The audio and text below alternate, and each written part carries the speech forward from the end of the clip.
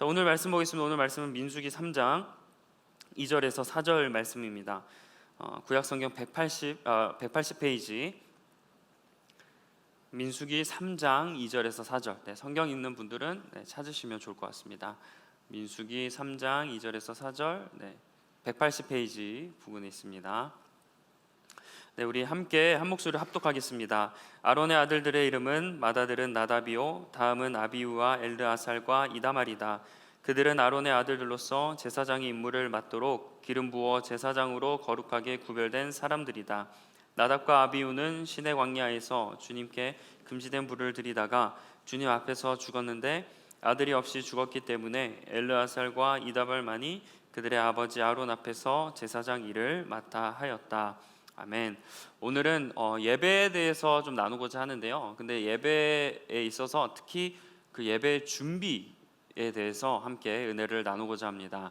예배가 중요하다는 것을 우리가 모두 알고 있습니다. 그래서 예배에 대한 설교, 말씀, 여러분 지나칠 정도로 이렇게 많이 들어보셨을 텐데, 근데 우리가 예배가 중요하다는 건 알지만 우리가 만약에 일주일 동안 이 예배에 대해서 중요한 만큼 얼마나 많이 생각하고 있는가, 그리고 또 오늘 예배를 드리러 여러분이 이 자리에 왔을 텐데 여러분이 예배를 오시기 전까지 어떠한 마음과 자세 그리고 신앙적으로 준비하며 왔는가. 우리가 중요하다는 것을 알면 더 크게 열심히 준비하겠죠. 일생일대 면접을 앞두고 있거나 귀한 이런 발표가 있다면 여러분은 엄청 준비하지 않겠습니까? 근데 우리가 예배도 마찬가지로 중요하다는 걸 알고 있지만 그냥 예배 드리는 이 순간만이 아니라 예배를 드리기 전에 내가 얼마나 이 예배를 기대하며 준비하고 있는가, 이 모습을 우리가 한번 좀 돌아보았으면 좋겠습니다. 특별히 이 예배를 위해서 그냥 오는 분들도 계시지만 먼저 와서 더 빨리 와서 예배를 준비하는 많은 청년들이 있어요. 섬김의 자리가 쉽지는 않습니다. 그럼에도 불구하고 일찍 와서 예배를 준비하다 보면 참 마음이 어려울 때가 많이 있고, 또 그 과정 가운데 예배가 매끄럽게 진행되면 모르지만 모든 순서가 조금씩 이렇게 어긋날 때 특히 또 마음의 어려움을 좀 가질 때가 있어요. 그래서 내가 그냥 좀 마음 편히 그냥 섬기지 않고 예배드리고 싶다라는 마음을 느낄 수 있습니다. 가령 지난주에 성경 복독 시간에 성경에 뭔가 달랐죠, 그렇죠? 근데 제가 잘못 읽었어요. 제가 성경을 준비할 때 새 번역으로 우리가 읽는데 설교를 준비할 때는 개역개정도 같이 보거든요. 근데 제가 준비한 걸 개역개정 말씀을 준비했더라고요. 이처럼 그래서 방송팀에서 이렇게 준비는 잘했는데 제가 잘못 읽으니까 막 이렇게 당황했다고 하는데, 사실은 예배의 모든 순서마다 이렇게 좀 어려운 에피소드들도 있고 좀 이렇게 안타까운 점도 있고 그렇게 하지만, 그러나 우리가 예배를 그 준비하는 과정이 그 반드시 필요하고 그런 과정을 섬기는 자들의 섬김이 너무나 중요하다는 겁니다. 자, 아론, 이 모세의 형이었던 이 아론, 대제사장이었죠. 이 아론에게는 아들이 4명 있었습니다. 장남인 나답, 그 다음에 아비우, 엘르아살, 이다말, 이 4명의 아들이 있었어요. 근데 그 중에서 이 4명의 아들과 아론은 제사장 직분을 감당해야 했습니다. 그래서 더 백성들보다 구별되게 살아야 했고 백성들보다 훨씬 거룩하게 살아야 했습니다. 근데 그러던 어느 날 이 나답과 아비우, 장남과 둘째가 하나님께 불을 드렸어요. 근데 이 불이 어떤 불이냐면 하나님께서 명령하지 않은 불, 세 번역에서는 금지된 불이라고 합니다. 그 불을 하나님께 드렸더니 비극적인 결말이 일어났습니다. 하나님 앞에 이들이 죽었다라고 표현되어 있습니다. 하나님 앞에 다른 불을 드렸는데 죽었다라는 말이 되게 잔인해 보이지 않으세요? 어떻게 불을 드렸는데 죽일 수 있을까? 좀 의아한 장면입니다. 오늘 읽었던 세 번역에서는 금지된 불이라고, 개역개정에서는 다른 불이라고 해요. 다른 불. 그러니까 어쨌든 금지된 불, 다른 불을 종합해 보면 하나님이 말씀하지 않은 불이라는 겁니다. 하나님이 드리라고 했던 불이 있는데 이 나답과 아비우가 그 불이 아닌 다른 불로 하나님께 번제를 드렸다는 거예요. 그렇게 꼭 하나님이 그런데 이 두 아들이 그래도 불을 드렸지 않습니까? 불을 아예 안 드린 게 아니에요. 그리고 나름대로 불을 드렸는데 꼭 그렇게 죽게 하셔야만 했을까? 자, 사실 근데 예전부터 하나님은 아론과 아들들에게 이 불을 드리는 방법에 대해서 구체적으로 말씀하셨습니다. 그게 레위기 10장 12절에서 13절 말씀에 이렇게 나타나 있어요. 그리고 주 앞에 제단에 피어 있는 숯을 항로에 가득히 담고 또 곱게 간 향기 좋은 향가루를 두 손으로 가득 떠서 휘장 안으로 가지고 들어간 다음 주 앞에서 향가루를 숯불에 태우고 그 향타는 연기가 증거계 위에 덮개를 가리우게 하여야 한다. 그래야만 그가 죽지 않는다라고 말씀합니다. 그러니까 쉽게 설명하면 하나님은 지금 번제단 위에 피운 불로 나오라는 거예요. 그러니까 나답과 아비후에게 이렇게 하라고 이미 말씀하셨는데 이들은 이 하나님이 말씀하신 불이 아닌, 그러니까 금지된 불, 다른 불로 하나님께 제단에 올려드린 겁니다. 하나님은 심지어 그래야만 죽지 않는다라고 지금 읽은 말씀에서도 그랬는데 죽지 않는다, 그러니까 죽을 수도 있다라고 하나님이 말씀하셨는데 이들은 그 말씀을 무시하고 그냥 본인들이 드리는 불, 금지되고 다른 불을 하나님 앞에 드렸다는 거예요. 자, 이스라엘은 거룩한 백성이 되어야 될 의무가 있었습니다. 하나님이 여러 민족들이 있었을 텐데 왜 이스라엘 백성들을 선택하셨으며 그들을 가나안 땅으로 이동하게 하셨고 거기서 정복 전쟁을 통해서 그곳을 거룩한 백성이 사는 곳으로 만들어야 했으며 왜 이단을 그다음에 우상들을 섬기지 않고 하나님만 바라봐야 했던 이유가 있습니다. 왜냐하면 그들은 하나님께 의무를 받았어요. 너희는 거룩하게 살아가라. 그러지 못하니까 사사기부터 이렇게 죄를 짓는 걸 반복하고 하나님께 심판받고 사사가 등장하는 이런 시간이 쭉 되면서도 끝까지 우상을 숭배하는 그런 모습들을 보여주지 않았습니까? 그래서 하나님께 심판을 받았어요. 그러니까 이스라엘 백성들은 하나님이 구별한 백성이기 때문에 그들은 거룩하게 하나님 말씀대로 살아가야 했지만 그 앞에서 제일 먼저 그렇게 거룩하게 살아야 할 이 제사장들이 하나님의 말씀을 지키지 않았기 때문에 하나님이 이렇게 벌을 하신 겁니다. 여러분, 거룩하게 산다는 건 무엇이겠습니까? 겉으로 행위가 좋은 행위를 하는 게 거룩한 걸까요? 내가 말을 예쁘게 하는 게 거룩한 거겠습니까? 거룩한 건, 제일 중요한 것은 하나님 말씀대로 하는 게 거룩한 겁니다. 하나님이 말씀대로 하지 않은 게 아무리 좋아 보이고 아무리 아름다워 보이고 아무리 훌륭해 보여도 그게 하나님 말씀이 아니라면 그건 거룩하지 않은 거예요. 우리가 보기에 되게 좋아 보이고 괜찮은 것 같아서 하나님 말씀이 아닌데 내가 막 그거대로 할 때가 있어요. 그러나 그게 하나님 말씀이 아니라면 절대로 옳은 게 아니라는 겁니다. 예를 들어서 제가 지금 여러분 앞에서 말씀을 전해야 되는데 제가 성경을 토대로 설교를 해야 되지 않겠습니까? 근데 세상에 좋은 이론이 있어요. 그래서 그걸 가져와서 여러분에게 그걸 이야기한다는 거. 누구의 명언, 신학자들의 명언, 막 철학을 이야기하고 그 다음에 다른 종교 중에 막 좋은 사상들이, 사람이 생각하기에 좋은 사상들이 있어서 심각하게 다른 종교인데도 불구하고 제가 그걸 가지고 와서 여러분들에게 좋은 말이니까 이렇게 앞에서 이야기한다면 여러분은 그거는 좋은 말이라고 할 수 있지만 과연 거룩하냐라고 했을 때 거룩하다고 할 수 있습니까? 거룩하다고 할 수 없어요. 찬양팀도 마찬가지입니다. 찬양팀은 찬양의 곡으로 찬양 시간에 하나님께 경배를 드려야 돼요. 근데 세상의 가요나 일반 노래가 가사가 너무나 좋고 가사가 감동이 되고 마치 가사가 찬송의 고백처럼 느껴진다고 해서 일반 가요를 가지고 찬양 시간에 그걸 선곡해서 찬양을 드리면 그게 거룩한 찬양이라고 할 수 있겠습니까? 절대로 거룩하다라고는 할 수가 없는 거예요. 그러니까 거룩은 하나님 말씀, 하나님을 향한 것이 거룩하다라는 겁니다. 그래서 이렇게 우리가 신앙생활 하다 보면 성도님들도 마찬가지고 청년들도 마찬가지고 간혹, 진짜 아주 간혹 되게 좋아 보인다고 하면서 거기에 참여하거나 이것을 한번 해보자고 권면하는 경우가 있는데 근데 그 중에 약간 위험한 것들이 되게 많이 있어요. 물론 그게 되게 좋아 보이거든요. 그 영상, 말은 되게 좋아 보여요.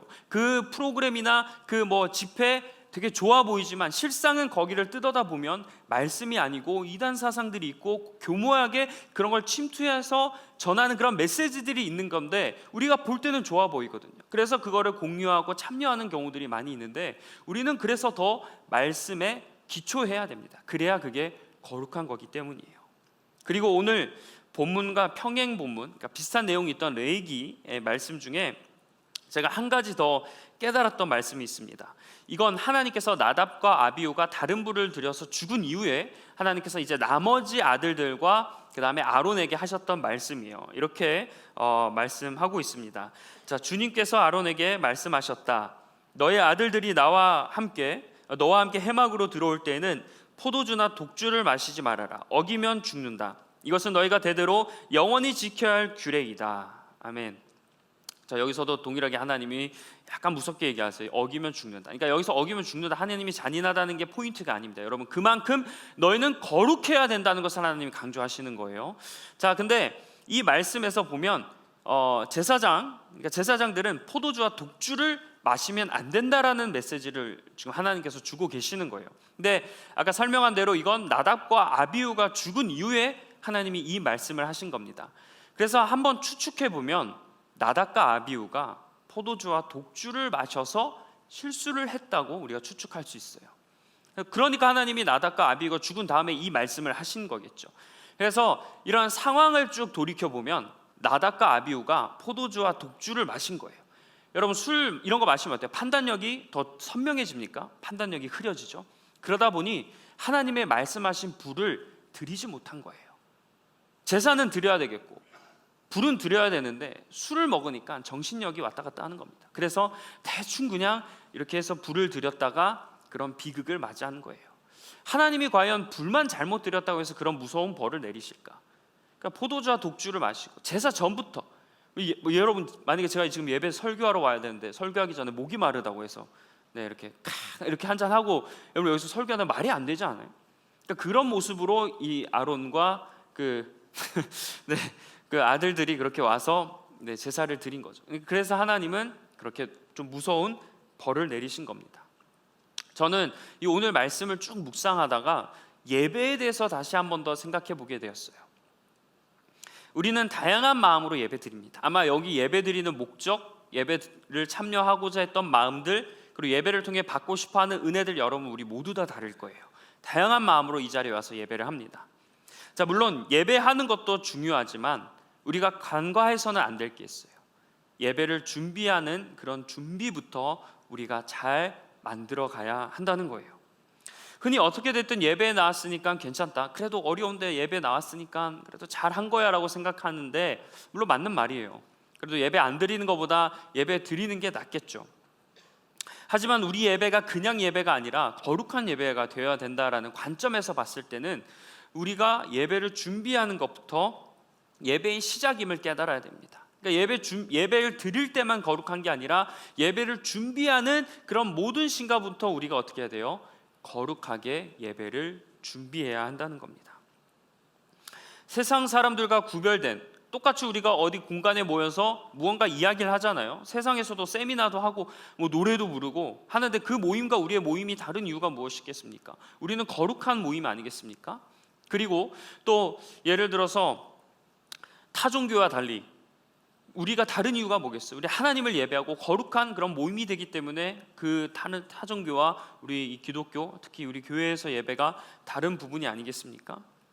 그래서 우리는 준비하는 과정부터 우리가 하나님을 생각하며 조금 더 나의 모습을 내려놓고 하나님을 의지하며 거룩하게 준비해야 할 필요가 있습니다. 여러분, 우리가 한때 크록스 논쟁이 있었어요. 크록스를 신고 교회에 가도 되냐 이런 논쟁들이 있었는데, 물론 크록스를 안 신고 교회에 노쇼하는 것보다 크록스를 신고 교회에 나오는 게 더 은혜로운 건 맞습니다. 하지만 이거를 그냥 이게 크록스 논쟁이지 그냥 다른 것도 다 포함하는 개념으로 생각해 주셨으면 좋겠어요. 단지 그냥 크록스로만 생각하지 않으셨으면 좋겠어요. 자, 크록스를 신고 오는 게 준비 과정부터 우리가 한번 생각해 봐야 됩니다. 그러니까 크록스를 신고 오는 건 단지 신어도 된다, 안 신어도 된다가 아니라 이 예배를 준비하는 과정에서의 내 마음부터 돌아봐야 된다는 거예요. 예를 들어서 내가 신을 수 있는 신발 중에 가장 좋은 신발이 크록스예요. 그러면 크록스를 신고 와야죠. 왜냐하면 그게 내가 거룩하게 표현할 수 있는 가장 좋은 신발이니까. 근데 예를 들어 또 다리가 다쳤어요. 내가 신발을 이렇게 발목까지 오는 신발을 못 신어요. 근데 나는 교회를 가고 싶어. 신발을 신으면 걸을 수 없으니까 어쩔 수 없이 크록스를 신고 슬리퍼를 신고 오는 그건 이해가 되겠죠. 하지만 크록스를 신는 게 단지 내가 편해서, 그러니까 내가 그걸 신기에 너무 편하고 그냥 대충 그냥 시간에 오는 그런 생각, 아무런 준비 과정 없이 그냥 신고 오는 것과는 다른 문제라는 겁니다. 물론 제가 지금 크록스 신고 온 사람을 봐서 얘기하는 건 아니에요. 저 못 봤어요. 오늘 때 못 봤는데 혹시 신고 오신 분들이 있다면 마음 어려워하지 않길 바랍니다. 저격하는 건 아니에요. 저 못 봤어요. 자, 아무튼 그러니까 이런 것들 모든 것 하나하나가 다 우리가 예배를 준비하는 관점에서부터 이런 걸 시작해야 된다는 거예요. 만약 뭐 예를 들어서 우리가 신발이 됐든 복장이 됐든 내가 결혼식을 가요. 그럼 결혼식이나 중요한 모임의 자리에 가면 여러분 뭐 크록스 얘기 나왔으니까 죄송해요. 크록스를 신고 가시겠습니까? 결혼식 갔는데 위에는 참 멋있는 드레스 뭐 꾸며 입고 정장 입었는데 딱 보니까 발이 크록스, 그러고 가시지 않잖아요. 저도 여기 설교를 하는데 위에는 정장을 입었는데 밑에 크록스, 맨발에 크록스 신고 가요. 그럼 여러분 어떻게 생각하시겠어요? 이상하게 생각하지 않겠습니까? 그러니까 우리가 중요하고 거룩하고 좀 격식을 차려야 되는 자리에서는 아니라는 걸 아는데 교회에 왔을 때는 크록스를 신고 그냥 편하게 오는 게 있어요. 그러니까 준비하는 것부터 생각하지 못하는 겁니다. 세상 사람들과 만남의 중요한 모임에서도 우리가 나름대로 복장을 신경 쓰고 마음가짐을 준비하며 가는데 거룩하신 하나님이 있는 성전에 나올 때는 우리의 몸과 마음, 여러 가지 태도부터 우리는 당연히 거룩하게 준비해야 되는 거예요. 뭐 가뜩이나 세상에서도 우리가 치열하게 사는데 내가 예배마저도 이렇게 거룩하게 준비해야 되는가, 이런 마음의 어려움이 있을 수 있습니다. 그래서 예배를 준비해야 된다, 그래도 잘 거룩한 하나님 앞에 나아가야 되니까 갖춰야 된다라고 얘기했을 때 이거 너무 율법적인 게 아닌가라고 여러분 생각할 수 있어요. 그래도 예배만큼이라도 내가 좀 편안하게 나와서 마음 편히 예배하고 그냥 아무 눈치 안 보고 그냥 나의 있는 그대로 내가 좋아하는 것 그대로 그냥 나와서 예배 드리고 싶어 할 수 있습니다. 그런데 예배는 여러분 여러 방면의 노력이 필요해요. 아론의 아들들도 이렇게 따질 수 있었겠죠. 그냥 불이면 되지, 왜 굳이 말씀하신 불대로 내가 거룩한 불을 가지고 나아가야 되냐고.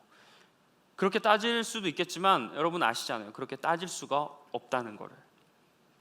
예배를 뜻하는 단어가 여러 개 있습니다. 그 중에 하나가 예식과 관련됐을 때 또 이야기 언급되는 단어가 있는데 그게 리터지예요. 리터지.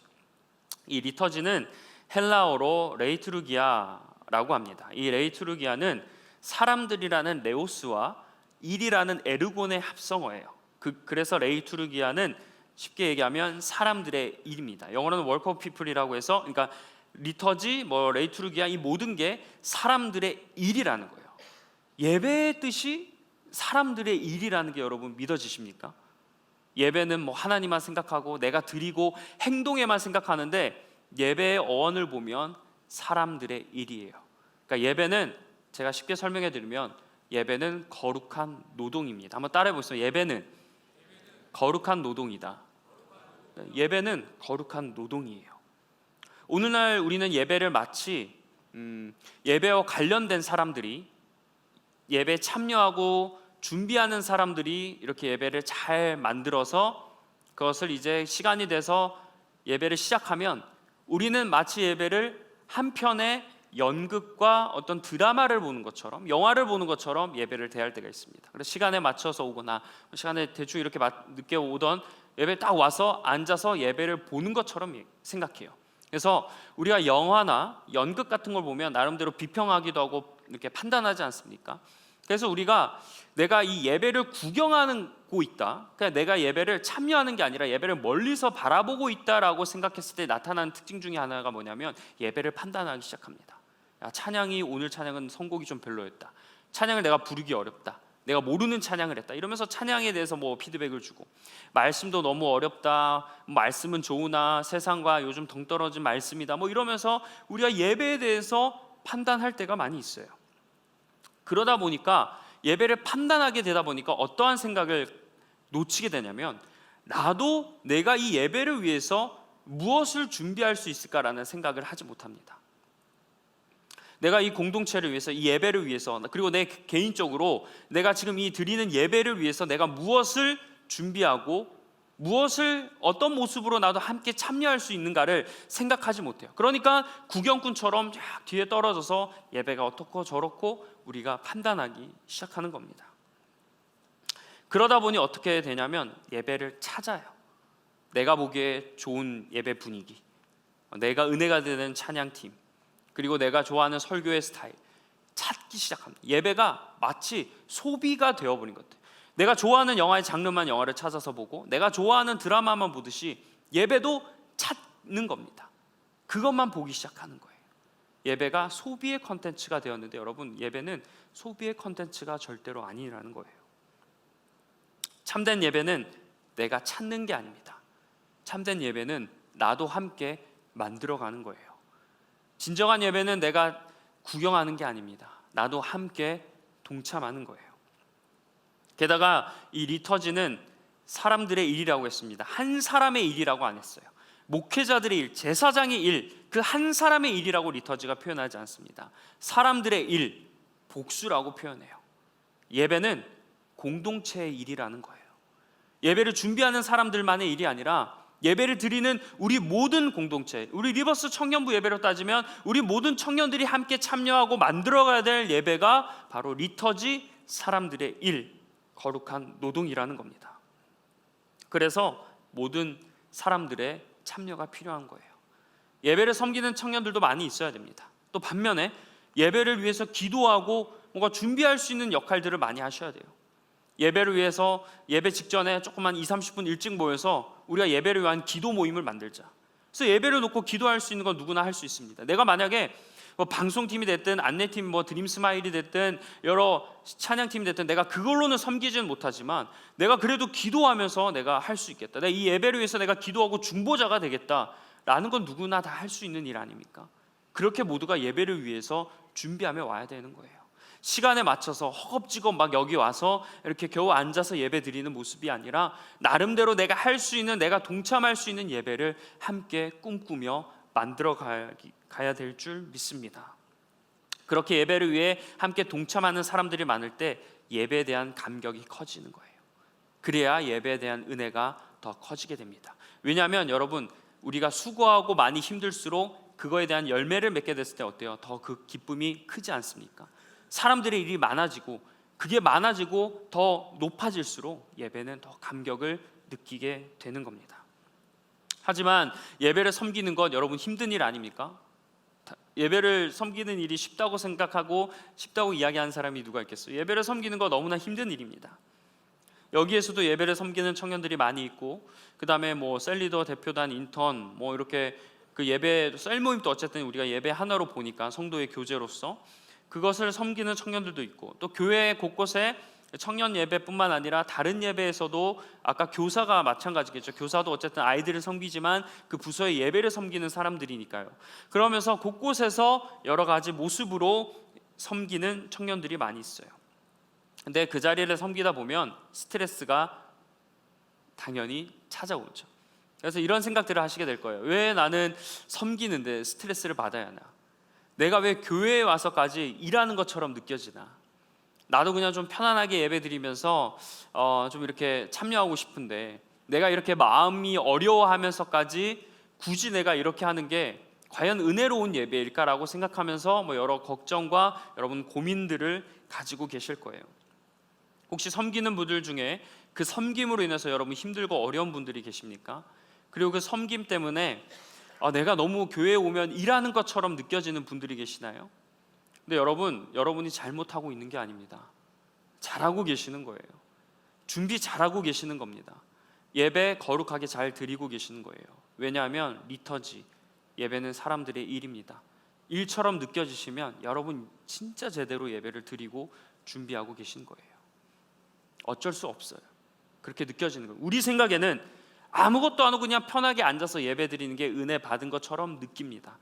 근데 예배를 내가 은혜 받았다는 기분과 하나님이 생각하고 정말 하나님과 나의 교감 속에 은혜 받았다는 건 여러분 달라요.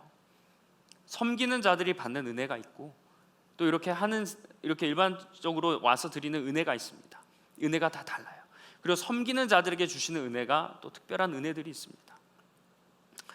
그래서 무조건 내가 편안하게 그냥 예배를 드리고 아무런 그거 없이 그냥 딱 시간에 와서 예배 드리면서 은혜 받아야 되겠지라는 이제 생각을 넘어서 이 예배를 위해서 나도 어떻게 동참하고 참여할 수 있을지를 여러분 그 자리에서 내가 할 수 있는 범위 안에서 한번 고민해보는 우리 청년부가 되었으면 좋겠습니다. 그래서 우리도 예배를 거룩하게 준비해야 됩니다. 예배를 섬기는 그런 청년들, 또 교회 곳곳에서 사역하는 청년들, 저는 정말 대단하다고 생각해요. 위로하고 격려하고 싶습니다. 왜냐하면 일주일 동안 삶이 있는데 또 주말에 와서 이것을 준비하는 거 당연히 어려운 일 아니겠습니까? 시간도 필요하고 때로는 노력도 들여야 되고 힘도 써야 되고 그다음에 물질도 써야 될 경우도 있고 그렇게 섬기는 청년 정말 대단하다고 저 격려하고 싶어요. 그래서 여러분 섬기는 그 자리에 그것을 잘 감당하도록 여러분 체력과 영성과 그리고 무엇보다 그 마음의 정신적인 부분들을 잘 무장하셔야 됩니다.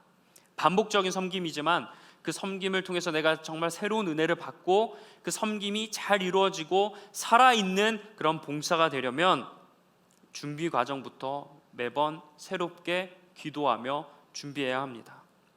그리고 반대로 예배의 어떤 역할로 섬기지는 않지만 이 자리에 그냥 예배 오시는 분들이 계시다면 여러분이 예배에 오기 전에 몸과 마음을 한번 잘 준비하면서 이 예배당에 오시길 바래요.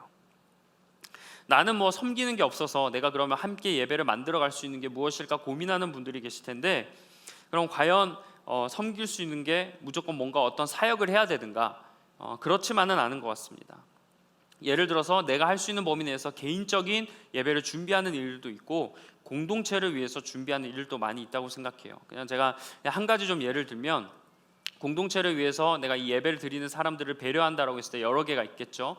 뭐 좋은 미소로 오는 사람들을 기분 좋게 하고, 또 서로의 좋은 자리를 섬기고, 또 예배 본당에 좀 더러운 것들이 있다면 정리한다는 거, 이런 것들도 여러분 이건 누구나 섬기지 않아도 내가 와서 충분히 할 수 있는 일들이고, 특히 교회에 막 주차 공간이 많이 부족하잖아요. 그래서 내가 가까운 거리에 있으면 좀 주차 꼭 멀리서 차를 타고 와야 하는 부득이한 사람들을 배려한다고 하면 내가 조금은 대중교통이나 걸어오면서 그런 불편함을 감수하는 겁니다. 저는 이게 거룩한 희생이라 생각해요. 괜히 주차 공간이 없는데 지정된 곳이 아니라 뭐 아파트에 몰래 대거나 그 다음에 지정되지 않은 장소에 들여서 여러 사람들을 마음을 불편하게 하고, 특히 교회 다니지 않는 그런 사람들에게 교회 다니는 사람들에 대한 이미지를 안 좋게 하는 건, 이거는 저는 거룩한 준비라고 생각하지 않습니다. 우리는 예배 준비부터 이미 거룩한 모습으로 나와야 되고, 존경받는, 세상에 인정받는 사람들의 모습이 예배 드릴 때만 아니라 예배 준비하는 모든 과정에서 이런 삶에서 녹아 나와야 되는 거예요. 그리고 개인적인 부분도 할 게 많습니다. 아까 제가 설명드렸듯이 대표적으로 할 수 있는 게 예배를 위한 기도예요. 한번 여러분 내가 섬기지 않고 좀 여유가 있다고 하시면 혼자서 예배를 위해서 기도하셔도 되고, 아니면 조금 뭐 가능하시다면 몇몇 사람들이 모여서 이 예배를 놓고 단지 다른 거 말고 그냥 예배를 놓고 한번 기도해 보셨으면 좋겠습니다. 오늘 찬양부터 끝나는 모든 시간까지, 셀 모임까지 하나님, 우리 청년부 예배를 하나님께서 사용해 주시고 많은 사람들이 이곳에 와서 예배하는 것만큼 큰 은혜를 달라고 여러분 기도하시길 바래요. 뭐 갖추지 않아도 됩니다. 그냥 모여서 그냥 주님 한번 부르짖고 기도하시면 됩니다. 우리가 기도 모임 할 때 제가 쭉 기도를 보면 청년들을 위한 기도, 교회를 위한 기도, 뭐 사역을 위한 기도, 당장 눈앞에 놓인 어떤 뭐 여러 일들을 위한 기도를, 모임들을 많이 하더라고요. 근데 간혹 보면 예배를 위한 기도가 많이 빠져 있습니다. 지금 우리가 드리는 예배를 위한 기도를 하지 않을 때가 되게 많이 있고요. 그리고 우리 교회 안에서도 다양한 예배들이 있지 않습니까? 아침 1부부터 저녁 6부까지, 지금 우리는 5부 예배니까 6부 예배까지 우리 꿈의 교회 안에서도 다양한 예배들이 있습니다. 그 예배들을 위해서 우리가 기도할 수 있는 거예요. 예배에 대한 기도가 정말 중요합니다. 왜냐하면 예배는 가장 많은 사람들이 모이는 곳이에요. 예배는 또 가장 많은 에너지가 들어가는 곳입니다. 그래서 우리는 이 예배들을 위해서 꼭 기도해야 됩니다. 하나님, 예배 살아있는 예배가 되게 해주시고 은혜와 감격이 있는 예배가 되게 달라고 꼭 여러분 예배를 위한 기도를 반드시 하셔야 해요. 그리고 또 개인적으로 뭐 한 주를 돌아보며 회개하고 또는 말씀을 읽으며 하나님을 생각하며 이제는 나의 생각과 마음의 관점을 하나님께 두고 이 예배의 자리로 올 수도 있습니다. 이렇게 여러 가지 준비할 수 있는 것도 참으로 많아요. 그리고 여러분, 제가 한 가지 여러분에게 좀 부탁드리고 싶은 건, 개인적으로 준비할 수 있는 것 중에 하나가 제가 볼 때 가장 중요한 거라 생각하는데 체력입니다. 여러분, 주일에 사역하고 예배 드리기 위해서 체력 관리 잘 하세요. 그러니까 잠을 많이 주무시고, 그 다음에 토요일이나 금요일에도 여러 모임과 이런 거 하는 거 좋지만 내가 주일 사역을 하고 또는 예배를 드릴 때 최고의 예배를 드리려면 내 컨디션이 최상의 컨디션이 되어야 합니다. 컨디션이 최고가 돼야 내가 최고의 예배를 드릴 수 있는 거예요. 이 잠을 자지 않고 체력적으로 준비되지 않으면 사역을 하고 이러다 보면 피곤해서 졸게 될 수밖에 없어요. 예배 시간에 이것도 적용하는 게 아니에요. 그냥 이렇게 예배 시간에 찬양과 말씀을 하는데 졸면 그 예배를 듣지 못하잖아요. 근데 예배가 똑같은 메시지가 재방송처럼 몇 부가 있습니까? 이 예배를 듣지 못하면 이 예배는 그냥 끝나는 거예요.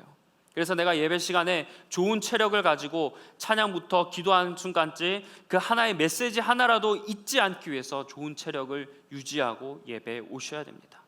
잠을 필요하면 잠 많이 주무세요. 거룩하게 컨디션도 잘 준비하셔야 됩니다. 내가 어디가 아파서, 몸이 아파서 관리하지 못해서 예배에 오지 않으면 이 예배를 드리지 못하는 겁니다. 이제 말씀을 맺습니다. 청년, 우리가 예배를 드릴 때 목적 없이, 어떠한 준비 없이 습관처럼 예배를 드리지 않았으면 좋겠어요. 앞서 설명드린 대로 예배에 대한 기도를 우리가 하지 않는 이유 중에 하나가 예배가 습관적으로 드리고 아무런 큰 이슈 없이 지나가니까 예배에 대한 기도의 중요성을 못 느끼고 있는 것 같아요. 근데 예배는 정말 영적 전투가 가장 치열하게 그 전쟁이 벌어지는 곳이 바로 예배의 자리입니다. 예배를 위해서 서로의 신경전을 날카롭게 벌이게 하고 서로 불편하게 하고 어렵게 하고 그런 순간들이 예배에 많이 올 거예요. 은혜 받지 못하게 하는 그런 일도 있을 겁니다. 그리고 지금 많은 사람들이 우리가 모여서 하는 게 예배잖아요. 이렇게 많은 사람들이 은혜 받지 못하도록 방해하는 여러 것들이 있습니다. 그래서 우리는 준비부터 예배의 시작이라는 것을 여러분 아셨으면 좋겠어요. 왜 삶의 예배라는 표현을 썼을까요? 삶의 자리에서 왜 예배 드리는 것처럼 살아야 된다고 했을까요? 그냥 멋있는 말이어서가 아니에요. 다 이렇게 깨어있고 거룩하게 살아가는 것이 예배에 왔을 때도 영향을 주기 때문입니다. 피곤한 상태로 오면 우리가 예배에 온전히 집중할 수 없잖아요. 마음과 신앙과 정신적인 것도 거룩하게 준비해야 되지만 여러분, 우리의 몸도 체력도 거룩하게 준비하는 그런 예배가 되었으면 좋겠습니다. 그리고 예배에 대한 감정들을 여러분 회복하셨으면 좋겠어요. 예배에 대한 기대감, 예배에 대한 간절함, 예배가 막 기다려지고 싶고 예배에 대한 희망을 품고 그런 마음을 가지고 이 예배에 오셨으면 좋겠습니다. 예배에 대한 이런 마음이 회복되지 않으면 계속 습관적으로 반복적으로 예배를 드리다 보니까 어떤 감흥이 찾아오지 않아요. 그리고 예배가 드리고 난 다음에 삶의 변화가 느껴지지 않습니다. 왜요? 예배를 그냥 이렇게 한 주간에 주일에 드려야 하는 형식으로 내가 느껴지기 때문이에요. 그래서 예배 준비가 너무나 중요합니다. 경각심을 가져야 돼요. 반복되는 예배이지만 그렇다고 해서 우리가 너무 가볍게 생각하지 말아야 된다는 겁니다. 아론의 아들들처럼, 나답과 아비후처럼 우리가 경각심을 잊어버리면 예배에 대한 준비를 소홀히 하게 돼요. 예배할 때 특별히 막 앞에 리허설하지 않습니까? 막 리허설하면 그렇게 생각할지 모르겠어요. 굳이 리허설을 이렇게 준비해야 되나? 그리고 뭐 큐시트 같은 거나 이런 게 오타가 없이, 틀린 정보 없이 꼼꼼하게 잘 굳이 기입해야 되나? 실수할 수 있지 이렇게 생각하실지 모르겠지만 다른 부를 드릴 수 있고, 우리에게 잘못된 글씨 하나가 잘못되고 제목이 하나 잘못되면 그 예배의 준비가 다 어그러지는 거예요. 중요한 겁니다. 저도 예배팀에 있었지만 진짜 오타나지 않으려고 엄청 노력했어요. 왜냐하면 제가 오타나는 순간 이 예배가 다 흐트러지기 때문이에요. 그래서 리허설이나 이런 시간들이 되게 소중하고 귀한 겁니다. 그 시간 동안 우리가 예배를 잘 점검하고 준비해야, 그래야 예배 시간에 어떤 흐트러짐 없이 예배가 쭉 거룩하게 드릴 수 있게 되는 거예요. 이렇게 예배를 섬기는 분들은 섬기는 자리에서 여러분 꼭 잘 준비하시고, 섬기지 못하면 아까 얘기했던 대로 몸과 마음, 개인적인 부분들, 내가 할 수 있는 부분들이 무엇인지 생각하면서 개인적으로 꼭 예배를 준비하시고 거룩한 상태로 여러분 오셨으면 좋겠습니다. 자, 이런 거룩함을 유지하기 위해서 두 가지 질문을 우리가 가져야 되는데, 이 두 가지 질문 말씀드리고 마칠게요. 두 가지 질문. 첫 번째는 내가 예배를 왜 드리는가를 여러분 기억해야 됩니다. 내가 예배를 어떻게 드릴까를 생각하기 전에 내가 예배를 왜 드리고 있는지부터 여러분 출발하셔야 돼요. 여러분 왜 예배를 드리고 계십니까? 주일이니까? 그냥 썬데이 크리스천이어서 매번 그렇게 교육을 받아서? 이거부터 형식적인 대답이에요. 여러분 스스로 내가 왜 예배를 드려야 하고 나는 예배가 없으면 왜 살아갈 수 없는 존재인지를 여러분 발견하시길 바랍니다. 두 번째 질문은요, 내가 그러면 어떻게 예배를 준비할 수 있을까? 내가 무엇을 예배를 위해 준비할 수 있을까부터 생각해 보세요. 할 수 있는 것 여러분 준비하면서 이 예배를 나오시기 바랍니다. 이 두 가지 질문이 있으면 여러분 하나님을 생각할 수밖에 없거든요. 그러다 보면 거룩하신 하나님이 계신 이곳 성전에 올 때 내가 거룩한 모습으로 올 수밖에 없어요. 그리고 거룩한 하나님이 예배할 때 내가 거룩한 모습으로 예배할 수밖에 없습니다. 그래서 여기 와서 내가 어떻게 해야 될지 생각하지 마시고 그 전부터 여러분 이런 두 가지 제가 설명드린 질문을 가지고 삶에서 묵상하시고 이 예배에 오시는 거룩한 예배자, 준비된 예배자, 그런 예배가 되기를 주님의 이름으로 간절히 축원합니다. 기도하겠습니다. 사랑의 하나님, 오늘 우리가 말씀을 놓고 또 특히 예배의 준비에 대해서 은혜를 나눴습니다. 하나님, 우리가 반복되고 또 어떻게 보면 습관적으로 드리는 이 예배, 그러나 우리가 중요하다는 것은 모두가 알고 있지만 과연 내가 이 예배를 위한 준비는 얼마만큼 하고 있고 예배를 위한 기도는 얼마만큼 하고 있는가, 오늘 이 시간 우리가 돌아보게 하여 주시옵소서. 예배를 위해 더욱더 기도하는 자들 되게 하여 주시옵소서. 다른 사역과 일상에 치여서 가장 중요한 예배를 놓치지 않는 자들 되게 하여 주시고, 또 각자 섬기는 그 자리에서 하나님을 영화롭게 할 수 있는 그런 예배자들 되게 하여 주시옵소서. 예배는 사람의 일입니다. 우리는 거룩한 노동을 하는 사람들입니다. 그리고 그런 거룩한 노동이 나를 배부르는 노동이 아니라 다른 사람들이 하나님을 만나게 하는 귀한 일을 감당하는 헌신의 자리인 줄 믿습니다. 아니, 그런 섬김 잘 감당하게 해주시고, 무엇보다 이제 주일을 위해서 체력적으로나 몸으로나 영성으로나 준비하여 이 자리에 오시는 우리 귀한 청년들 될 수 있도록 하나님, 우리의 모든 마음을 주관하여 주시옵소서. 모든 말씀 우리 주 예수 그리스도의 이름으로 기도합니다.